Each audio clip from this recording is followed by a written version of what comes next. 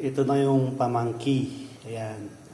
Pakukuluan ko yan ng magaling para bumaba yung tubig. Para yung katas ng pamangki mapupunta lahat sa tubig. Kasi yung tubig niya iinumin ko kasi talagang napakapait. At yan daw ay mabisa sa may mga taong mataas yung blood sugar level nila. Pampababa raw yan ng blood sugar. Kaya sa mga diabetiko dyan, maganda ito para sa mga may mga diabetiko. So yan lang, sabaw lang ang kukunin natin.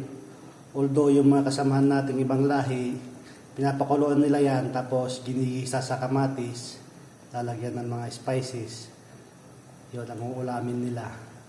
Pero sa akin yung sabaw lang sapat na para sa pampababa ng blood sugar.